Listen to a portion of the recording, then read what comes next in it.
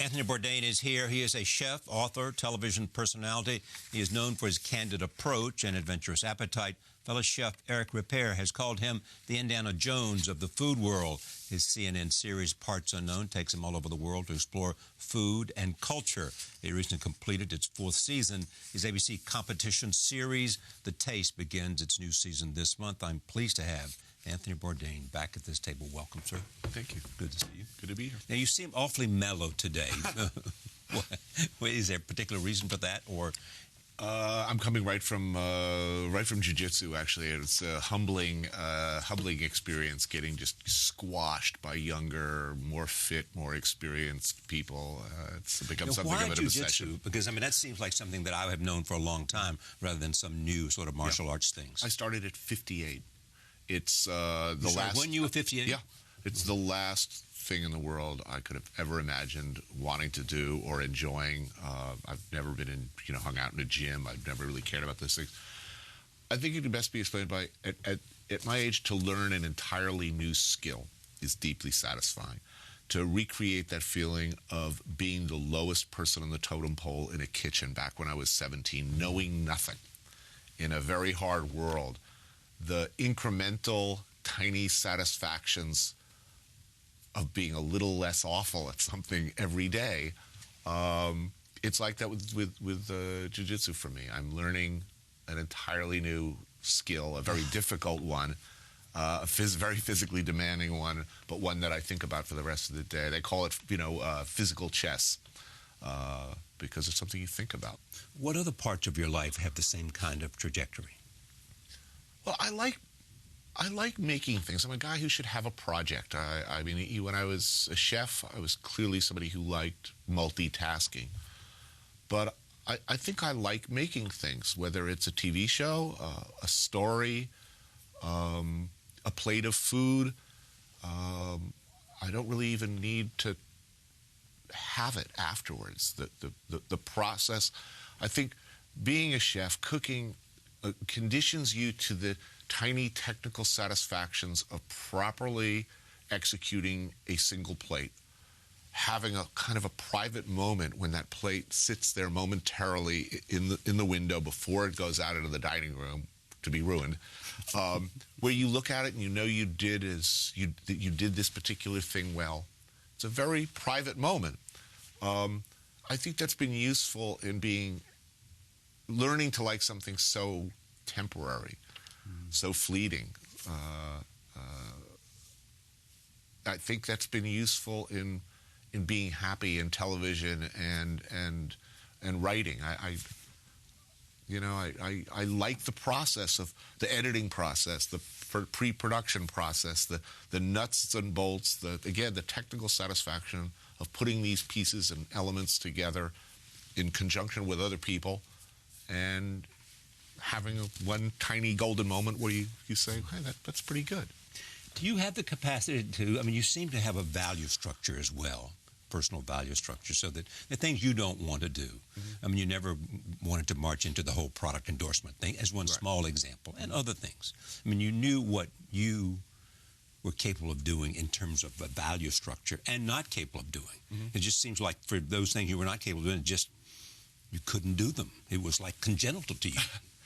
I don't know that it's not a matter of integrity. I think there's always the quality of life issue. Will I be happy? Will I be able to live with whatever decision I make today? Will I be able to live with it tomorrow, a year from now? I think having made so many mistakes in my life was ultimately helpful. I think achieving any kind of success only at age 44 also was helpful in that I've learned how to say no to things that might hurt me or make me unhappy. That might make you unhappy or do damage to you. I do most of my creative and business decisions are based on a very simple principle. Who will I have to speak to on the phone on a regular basis? And if it's somebody who if the phone rings and I pick it up and it's someone I wouldn't ordinarily want to hang out with or have a conversation with or go to dinner with, I certainly don't want to be in business with them.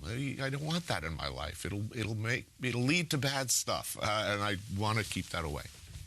You mentioned two people who seem to have been enormously important to you, your wife and your kid. Yeah. Changed you in a way. Yeah. I mean, you found your wife when you weren't really looking for a wife. True. We met on a blind date organized by our mutual friend, Eric Repair. I know. And I think his words were, she's crazy. Have fun. She's crazy. Just don't get serious. And you got serious. We got serious very quickly. I was a guy who, I think until age 50, as much as I might have yearned for a child and wondered what a quote-unquote normal life might be like, I think until age 50, I recognized that I wasn't up for the job. At some point after meeting my wife, I think I had that thought again. Boy, it would be great. Wouldn't it be kind of cool to have a child? But with it, this time came the knowledge that I'm ready. I'm actually old enough. I'd be good at this. I not only want to, but I can. And you had worried before whether you'd be good at it. It's necessary to be good at it, in my view. I mean, you don't. Yeah. You owe everything. If you're not good at it, you don't just affect your life. It's not a. I bungled a lot of things in my life. I've disappointed people in my life, and this was something I felt very strongly about. Wanting to get right. It's such a wonderful thing. However, to suddenly find that you were no longer the star of your own movie, it's such a great thing to realize it's just not about me anymore. It's about this little girl. That is an enormous pleasure and a privilege and a freeing. I feel relieved of a burden, actually. That's right. You said, I think once you holding her in your arms, you realized this brings me so much more satisfaction than I could ever imagine. Yeah, I mean, it's especially to be the father of a little girl, to be the sun and the moon to a little girl is a particular delight. Is that the way it is with fathers? They're the sun and moon too. I don't know about other fathers, but yeah. It's also to know about heroin and cocaine, crack cocaine. Yep. It's to know you now, not know you then. You say, this doesn't fit. He's too smart for that. Yeah, look, plenty of smart people have done drugs. Yeah. And I look back, I was deliberately doing stupid things. I mean, I knew... Deliberately. Absolutely, with malice aforethought. I mean, if you told me, whatever you do, don't do that. There's the smart option over there and then the really stupid suicidal one. I would absolutely, with determination, head for the really stupid one. Why? I really don't know. I think that I wanted was not happy, I guess, with something, was not satisfied with the world the way I saw it. And I only made the right decisions for most of my life when I'd exhausted every other option. Why? Because I think, to look at your show, I think I understand why it's so good. But why do you think it's so good, without being immodest? Because it is you. I work with the same people I worked with for 14 years. We are a very tight group of people who love film, right, who enjoy their work, who've experienced since the beginning an extraordinary amount of freedom to be creative. We have fun doing what we're doing.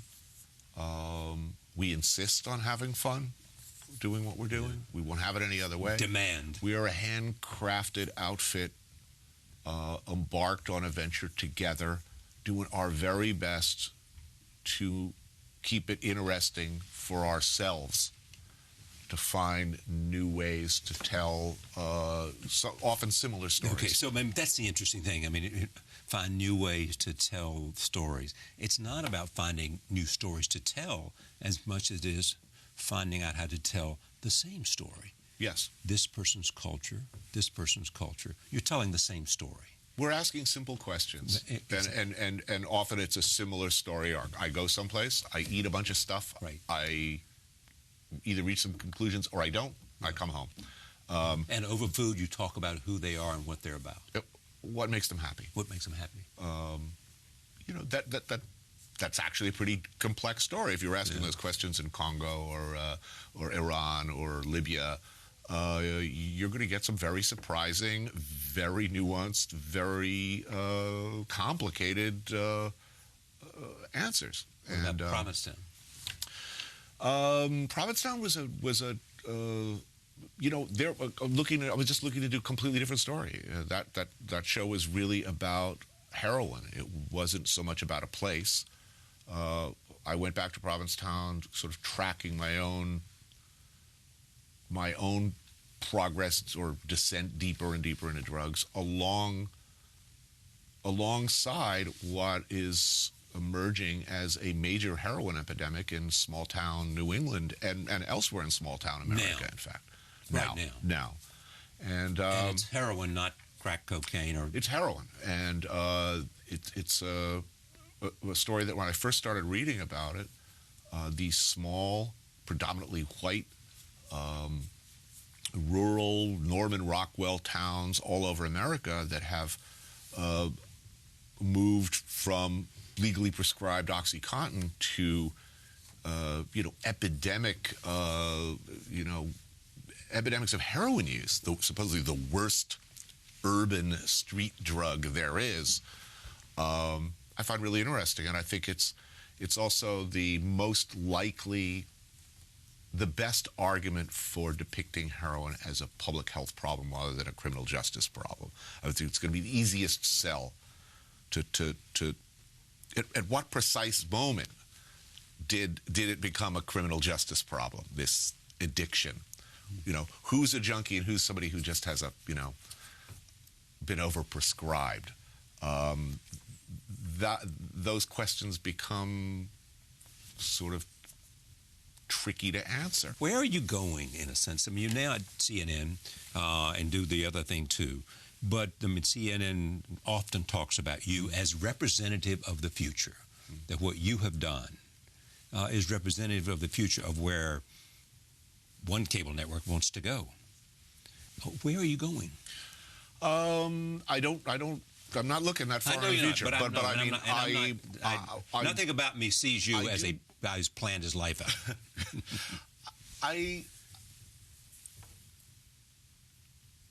Where am I going? I mean, I see what we do as an adjunct to the news. We're telling stories about people's everyday lives, more often than not, that I think are useful when looking at, when you read about what's happening in Iran right now. Right. Who are we talking about? I think that maybe you sat down and had a meal with them and reflected on not whether they like or hate America, but on who they are and what their life is about.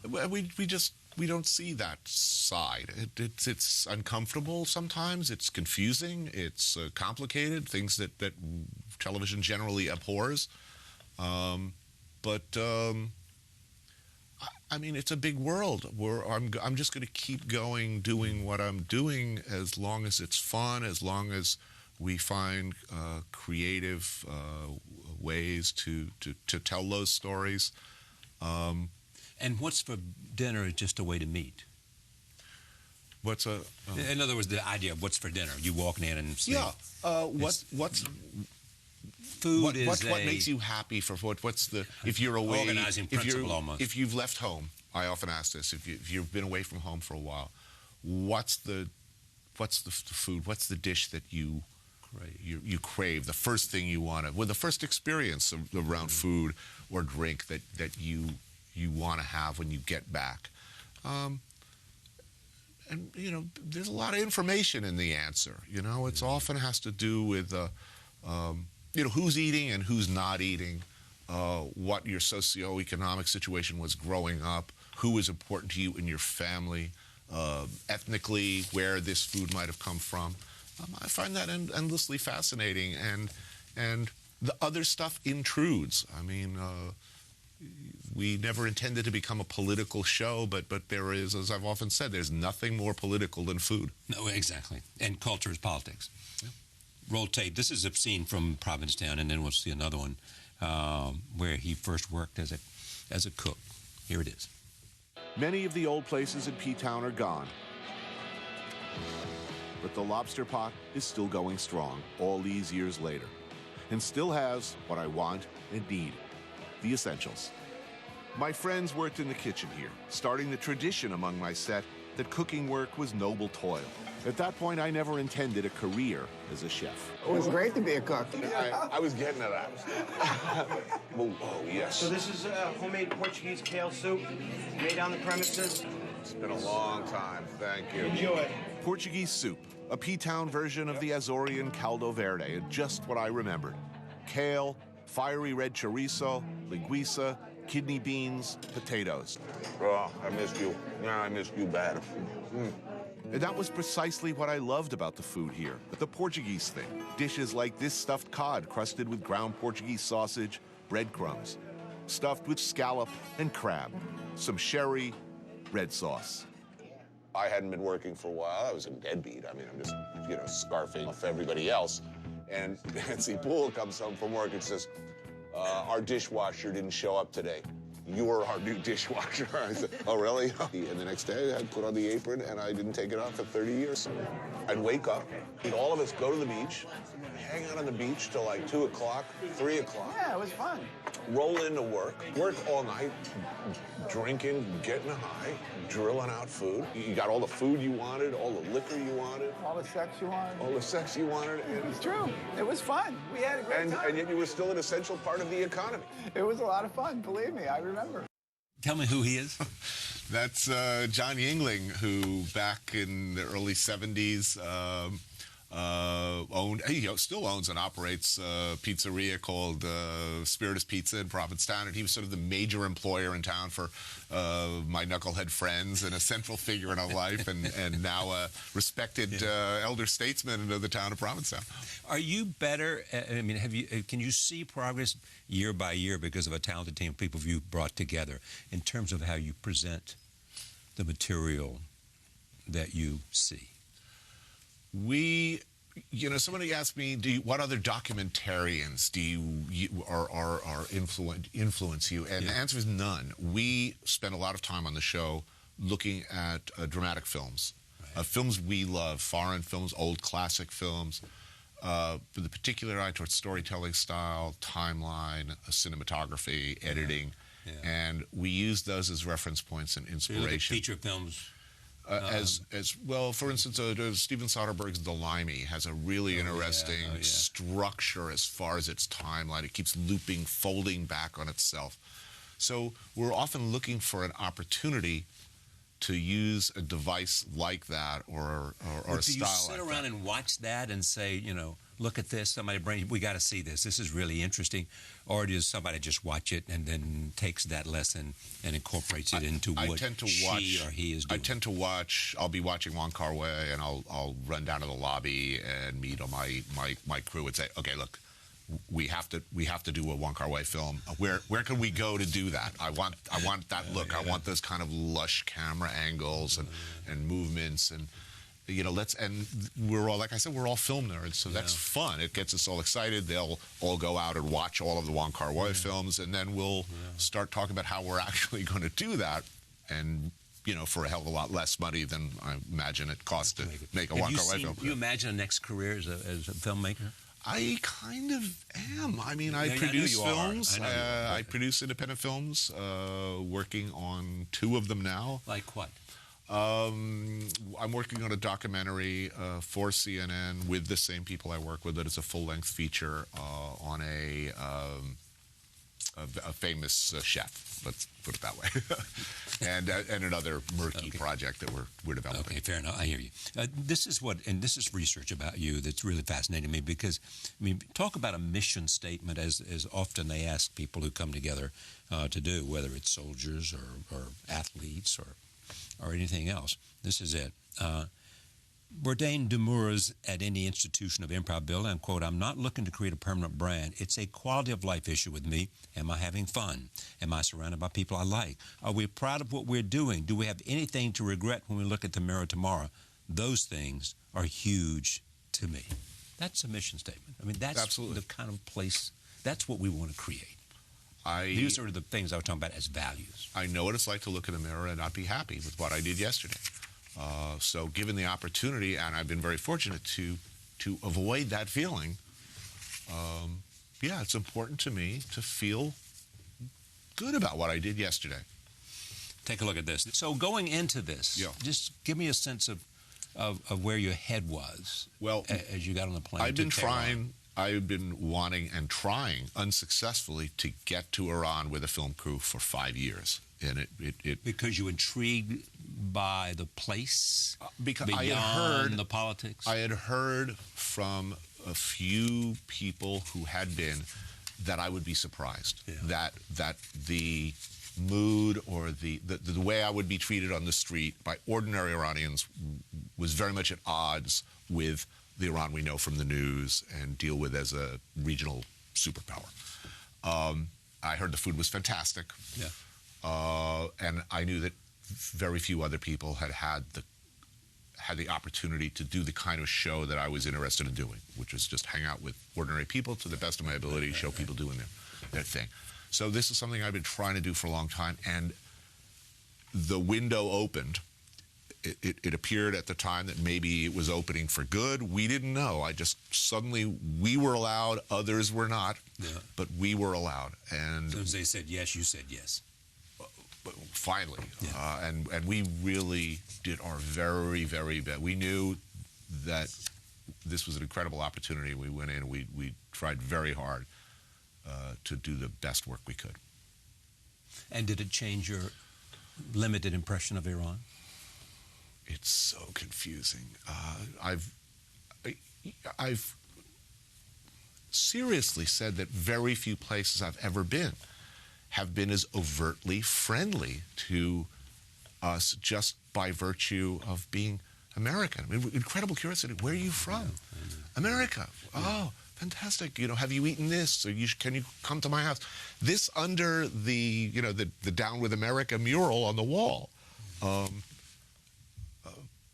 Very friendly and very different than how we are sort of conditioned, knowingly or not, to expect Iran to be. And just look, it feels kind of like Barcelona or the suburbs of Rome in Tehran.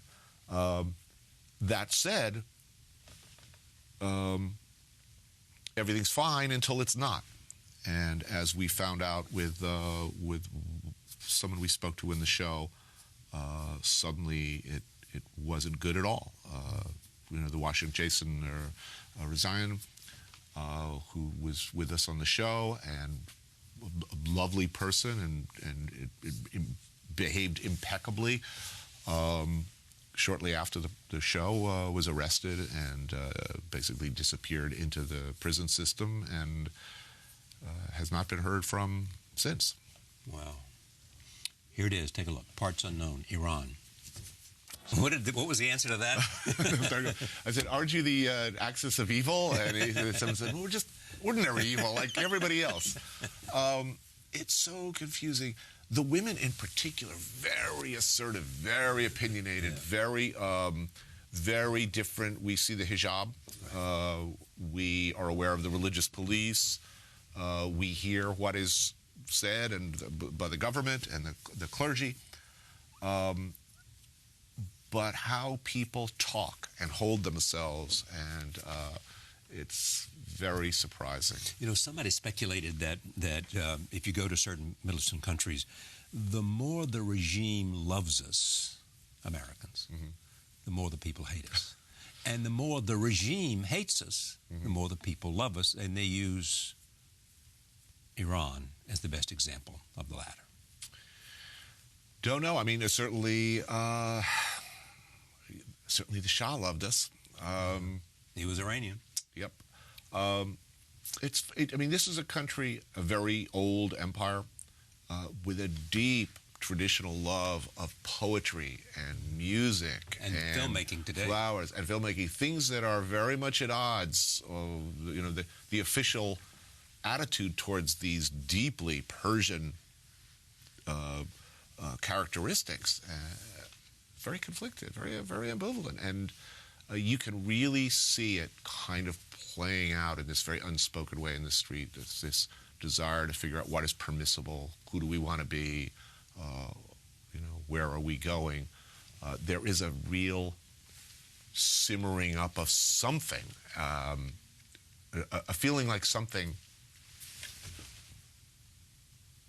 It's not like I got the feeling sometimes in Tehran that if someone were to pull up, put a couple of speakers outside of their car and start playing dance music, that everybody would, like a Broadway musical, everyone would just start dancing. I guess that's what I mean. Yeah, I got it. Yeah. Thank you for coming. Pleasure. A joy, always. Anthony Bourdain. Back in a moment. Stay with us.